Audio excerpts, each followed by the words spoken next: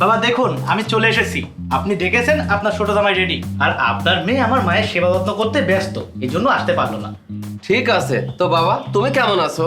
এই তো বাবা আলহামদুলিল্লাহ ভালো আছি। আপনি কেমন আছেন? আমি আলহামদুলিল্লাহ ভালো আছি। এই যে নিন বাবা, আমি আপনার জন্য 4 কেজি মিষ্টি এনেছি।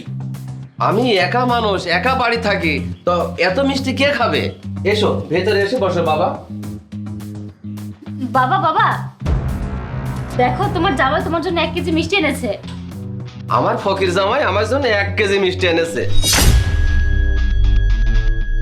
আর দেখো তো আমার ছোট জামাই আমার জন্য 4 কেজি মিষ্টি নিয়ে এসেছে। বাবা তুমি এভাবে কেন বলছো? তোমার বড় জামাই যতটুকু সামর্থ্য ও তার নিজের সামর্থ্য অনুযায়ী এনেছে।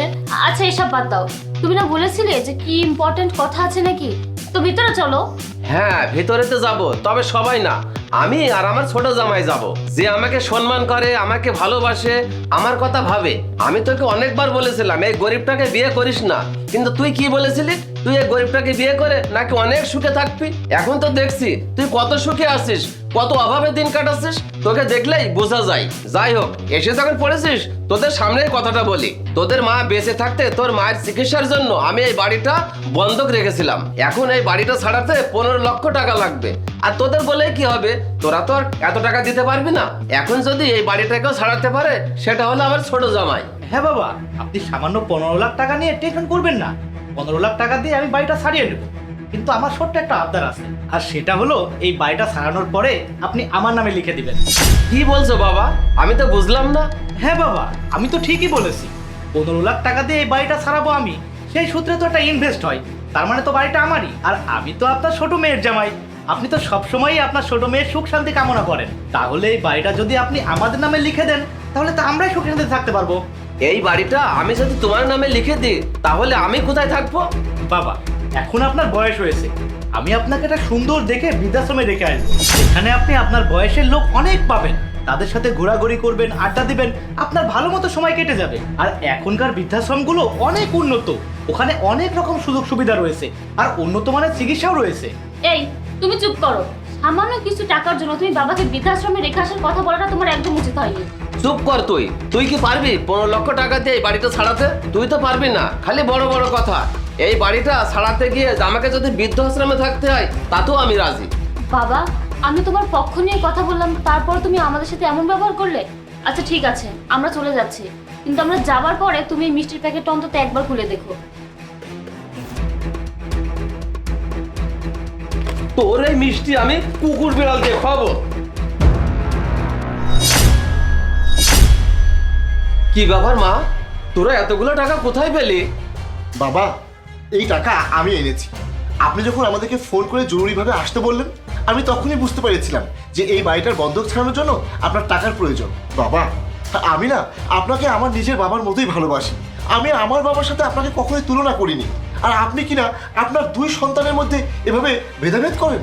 আচ্ছা বাবা, আপনি আমাকে একটা কথা বলেন তো, আপনার এই 2 মেয়ে, ওরা তো একই মায়ের পেটের সন্তান, তাহলে আপনি আপনার 2 মেয়ের মধ্যে এত ভেদাভেদ কেন করেন? শুধু আমি গরিব বলে আমরা যখনই আপনার বাড়িতে আসতাম, আপনি আপনার ছোট মেয়ে জামাইকে ভালো ভালো খাবার খেতে দিতেন, ভালো জিনিসগুলো তাকে খেতে দিতেন, আর আমাকে শুধু বেঁচে যাওয়া খাবারগুলো দিতেন, কত কথা শোনাতেন। আর বাবা এই কথাগুলো শুনে আমার অনেক খারাপ লাগতো, কিন্তু দেখো আজকে তোমার বিপদের দিনে সেই কিন্তু তোমার পাশে এসে দাঁড়ালো। আর এতদিন তুমি যাদের ভালো চেয়েছিলে সেই কিন্তু তোমার ভালো চাইনি। সামান্য বাড়ি ছাড়ানোর টাকা দিয়ে তোমার এই সম্পত্তি ভোগ দখল করতে চেয়েছিল, তোমাকে বৃদ্ধাশ্রমে রেখে আসতে চেয়েছিল। কিন্তু মা, তোরা এতগুলো টাকা কোথায় পেয়েছিস? আর যখনই তোমার বড় জামাই এই সমস্ত কথা শুনতে পারে, ও তখনই লোক ঠিক করে তার ভিটা মাটি বিক্রি করে তোমার জন্য এই টাকাগুলো এনেছে। বাবা ও তোমাকে নিজের বাবার মতো ভালোবাসে। ও আমাকে বলে যে আমি তো ছোটবেলায় বাবাকে হারিয়েছি, তাই তোমার বাবাই তো আমার বাবা। তাই তোমার বাবার বিপদের দিনে আমি সন্তান হিসেবে আমার যা যা করণীয় আমি তাই করব। যাই হোক এসব বলে আর কি লাভ, আমরা আসি তাহলে। দাঁড়া মা, আমি তোদের মধ্যে ভেদাভেদ করে অনেক বড় ভুল করেছি। আর আমার সেই ভুলটা আজকে আমি বুঝতে পারলাম। সত্যি আমার বড় জামাই খাঁটি মনের মানুষ, আর আমার ছোট জামাই কোটিপতি হলো যা কিছু করে নিজের স্বার্থের জন্য করে। বড় জামাই প্লিজ তুমি আমাকে ক্ষমা করে দিও। না না বাবা, আপনি বড় হয়ে আমার কাছে ক্ষমা চাইবেন না। বাবারা কখনো সন্তানের কাছে ক্ষমা চায় না। আপনি হয়তো আমাকে আপনার নিজের সন্তান মনে করেন না। আমি ছোটবেলায় আমার বাবাকে হারিয়েছি, আমি অনেক কষ্টে বড় হয়েছি। পরে আপনার মেয়েকে বিয়ে করে আমি আপনাদেরকেই আপন মনে করেছি। বাবা, মানুষ মাত্রই ভুল হয়, আর সেই ভুলটা আজকে আমি বুঝতে পেরেছি। বাবা, তুমি ভেতরে এসো, আমার বাড়িতে একটু বসো। না না বাবা, আমি আর এই বাড়ির ভিতরে ঢুকবো না। আর এই বাড়ি বন্ধক ছাড়ানোর চিন্তা করবেন না, হ্যাঁ, সেই টাকা আমি ব্যবস্থা করে দিয়েছি।